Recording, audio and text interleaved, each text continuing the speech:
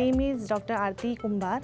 मैं clinical psychologist हूँ, counsellor, healer हूँ और मैंने 2013 में ऑलमोस्ट 10 ईयर्स से मैं प्रैक्टिस कर रही हूँ। एंड जो ऑटिज़म, ये जो क्राइटेरिया है, ये ऑटिज़म बच्चों को मैं 2021 से हैंडल कर रही हूँ। उनका एक ऑटिस्टिक बच्चों का ट्रेनिंग सेंटर मैं चलाती हूँ। मेरा Vrindavan kids pre school and day care है। एंड अपार्ट फ्रॉम दिस, मैंने इस साल से एक ग्रुप थेरेपी भी शुरुआत की है फॉर ऑटिज़म बच्चों के लिए, और इसके अलावा मैं खुद एक सोशल वर्कर भी हूँ।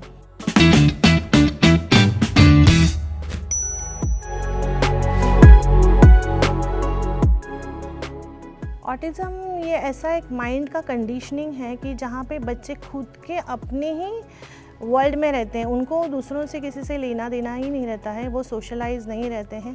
उनका अटेंशन ग्रैब करना ये सबसे बड़ा चैलेंजिंग होता है। उसके वजह से दे आर बिहाइंड लर्निंग। मतलब लर्निंग करने के लिए हमारा अटेंशन होना चाहिए, हमारा कंसंट्रेशन होना चाहिए, जो भी सिखा रहा है उसकी तरफ ध्यान होना चाहिए।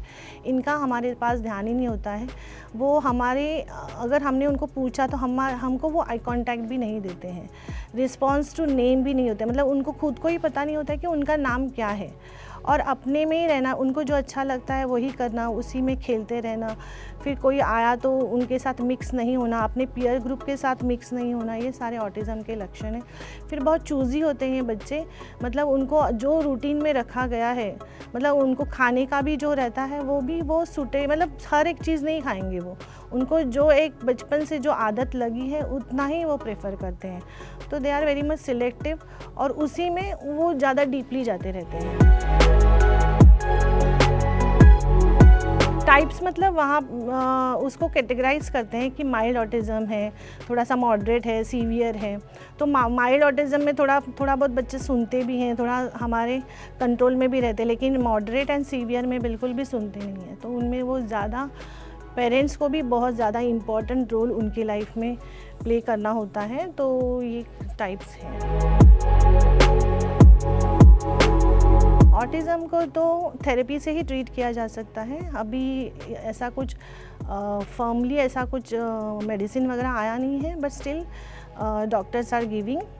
तो लेकिन ज़्यादातर जो भी है उनको थेरेपी तो करवानी है। जहाँ पे मेरे यहाँ पे मैंने 4 आवर्स का केयर प्रोग्राम मैंने बनाया है, जिसमें 2 घंटे का प्री स्कूल होता है, 1 आवर का 1-to-1 सेशन होता है। मतलब 1 टीचर 1 स्टूडेंट के साथ काम करती है। देन ग्रुप थेरेपी होती है, क्योंकि ये बच्चे जनरली ग्रुप में जाना पसंद नहीं करते हैं।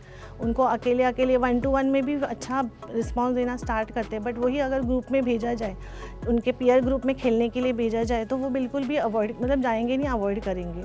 तो इसके लिए मैंने ये 4 आवर्स का केयर प्रोग्राम बनाया है, और जिसका मुझे अच्छा रिस्पॉन्स मिल रहा है, क्योंकि 4 आवर्स वो मेरे साथ रहते हैं। तो उनका जो डाइट है, डाइट में भी मैंने ज़्यादा उसमें फोकस किया है कि उनको जो डाइट देना चाहिए वो प्रॉपर होना चाहिए, उनका जो शेड्यूल होना चाहिए।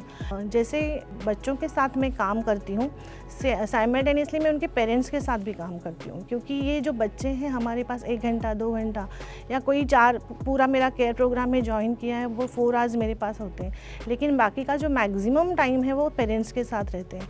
तो पेरेंट को भी वेल इक्विप्ड होना चाहिए। तो फ्रीक्वेंट बेसिस पे मैं उनका ग्रुप काउंसलिंग वगैरह भी करती हूँ, जिसमें उनको थोड़ा करके उनको गाइड किया जाता है काउंसलिंग सेशन में कि ये क्या है। फिर उनके भी जो क्वेश्चंस आते हैं कि मैडम मेरा बच्चा ये कर रहा है, मेरा बच्चा वो कर रहा है, तो हम क्या करें, तो उसके रिलेटेड उनको मैं गाइड करती हूँ।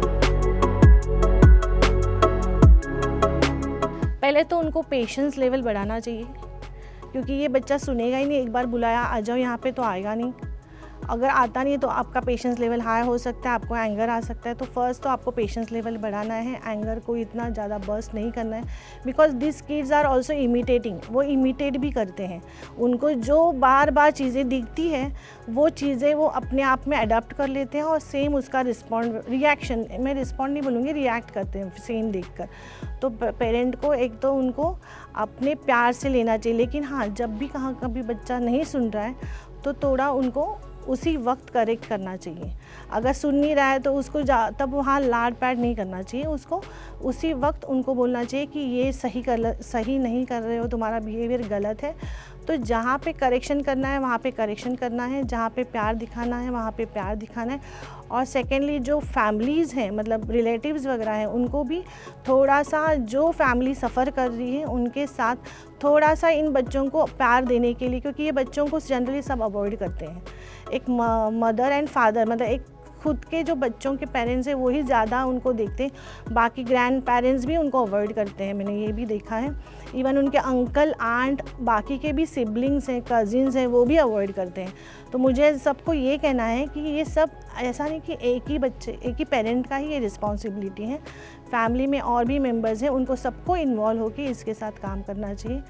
सेकेंडली मुझे ऐसा लगता है कि सोसाइटी ने भी इन बच्चों को प्यार से डील करना चाहिए, क्योंकि ये बच्चे ठीक है एक जगह पे ज़्यादा कंसंट्रेशन देते हैं, लेकिन इनमें अगर हमने इनको अच्छे से ट्रेन किया तो इनके पास ऐसे पावर्स होते हैं कि अगर मैंने किसी बच्चे को बोला ABCD लगाओ तो वो 2 मिनट में नहीं लगा पाएगा, लेकिन ये बच्चे लगाते हैं।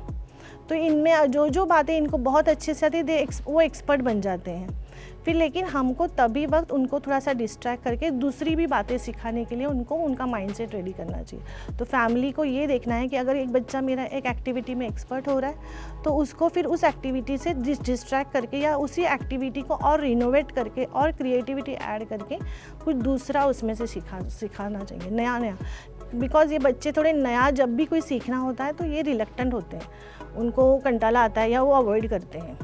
तो नए थोड़ी उनको ज़रा देखकर, थोड़ा सा डांट कर या प्यार से, जैसे भी आपको उस मोमेंट में आपको सही लगे, आपको करवा के लेना चाहिए बच्चों से एक्टिविटीज़। तो मेंटल हेल्थ, एक तो मैंने अभी थोड़ी देर पहले जो कहा कि यहाँ पे सोसाइटी में ये भी बहुत है कि इसके कर्म ही अच्छे नहीं हैं, इसके लिए इसके घर में ऐसी फैमिली में बच्चा हुआ है।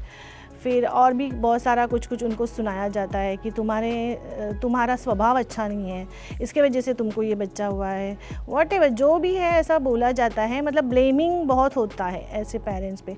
तो मुझे ये कहना है पेरेंट को कि कोई कुछ भी ब्लेम करे, अगर आप सही तरीके से आपके बच्चे को हैंडल कर रहे हो तो आपको किसी को कुछ भी, you are not answerable to anyone.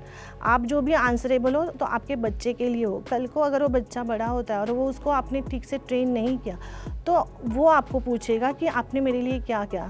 Society या कोई रिलेटिव नहीं पूछेगा। तो आपको अपने बच्चे के प्रति बहुत ही ज़्यादा एक्टिव होना चाहिए, जागरूक होना चाहिए, और आपके बच्चे को जैसा समय मिले आपको हर वक्त उसको ट्रेन करना ज़रूरी है।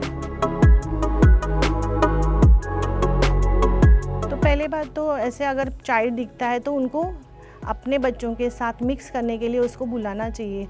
फिर वो बच्चे आते हैं, ऐसा नहीं कि नहीं आते हैं, लेकिन वो अपनी स्टाइल में आते हैं। तो जिस भी स्टाइल में आ रहे हैं थोड़ा सा उनको अपने खुद के, वो पेरेंट कैसे अगर अपने बच्चे को सीधे तरीके से नहीं सुन रहे, थोड़ा डांट के सुना, मतलब उनसे काम करवा के लेते हैं, तो थोड़ा प्यार दिखाना चाहिए। बाकी ट्रेन तो उनके पेरेंट्स कर रहे हैं, लेकिन प्यार से एक्सेप्ट करना चाहिए और जो भी वो बोलते हैं उनके लिए। क्योंकि पेरेंट मेरे पास बहुत आते हैं और रोते भी हैं कि मुझे ऐसे लोग बोल रहे हैं घर में, इवन घर में इन लॉज भी बोलते हैं कि तू ही अच्छी नहीं है, इसके लिए तेरे पास, मतलब तेरे लिए ऐसा बच्चा हुआ ये वो। तो अगर ये ना बोले, अगर आप किसी के लाइफ में कंट्रीब्यूटर का काम नहीं कर रहे हो तो एटलीस्ट आप ब्लेम या कुछ गलत तो मत बोलिए। इतना भी किया तो भी बहुत हो चुका है, बहुत होगा। मतलब किसी को भी ब्लेम मत करिए, कुछ बुरा मत बोलिए। अगर आप किसी को हेल्प नहीं कर सकते हैं तो एटलीस्ट आप बुरा तो मत बोलिए।